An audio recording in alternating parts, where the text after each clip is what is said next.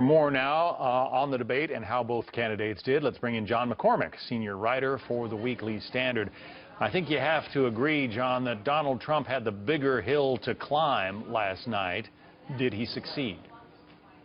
At the end of the day, I don't think so. Some have suggested that this was effectively a debate win for Trump. They argue that he stopped the bleeding, that he effectively fought her to a draw the last hour of the debate. The instant polling, the real polling, not fan polls, suggests that's not at all clear. One poll by YouGov shows that Trump narrowly lost. Another real poll by CNN shows a bigger loss. But here's the problem. Donald Trump didn't need to simply fight Hillary Clinton to a draw last night. He needed to win. He needed to reset this race. He went into this debate down nearly double digits in Pennsylvania, Colorado, Virginia. He needed to turn that thing around, and I don't think he accomplished that. This was a do-or-die debate, and I think that he died.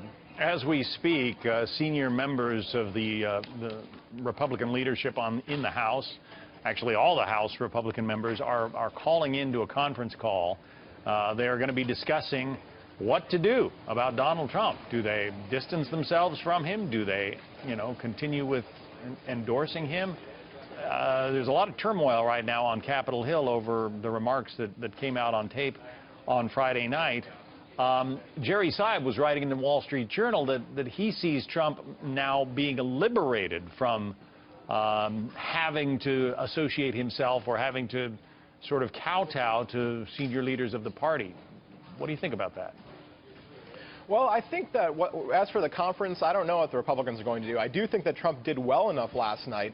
It wasn't a complete meltdown that you're not going to see, Mike Pence drop off the ticket.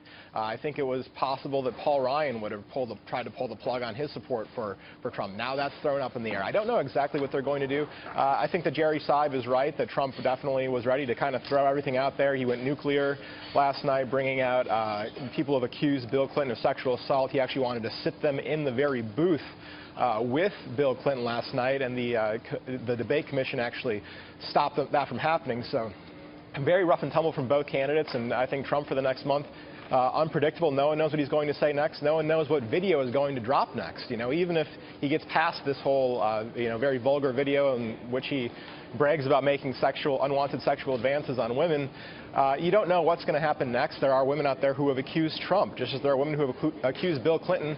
The problem is that Bill Clinton isn't on the ticket. Hillary is. But there are people who like the way that Trump went after Hillary last night on, pick your issue. But he was in her face about the emails, about the reset with Russia, about Ambassador Chris Stevens and what happened that night in Benghazi. And there are an awful lot of Americans willing to overlook what came out on Friday because they think bigger picture. He took it to Hillary Clinton on some of the issues that they see as her biggest faults. Well, that's exactly right. I mean, at the end of the day, I don't think Trump can do worse than 40%, maybe the very high 30s if things really go south, because we are in a divided country, a very polarized country where people are going to ultimately just vote the issues at the end of the day, or they find Hillary Clinton is even more unacceptable than Donald Trump. But like I said, if you just take a look back, where things were 72 hours ago, after Trump lost that first debate, as pretty much everyone acknowledged, wasted an entire week getting into a fight, relitigating a fight with a former Miss Universe who he'd called Miss Piggy because she gained weight and Miss Housekeeping because she's Hispanic.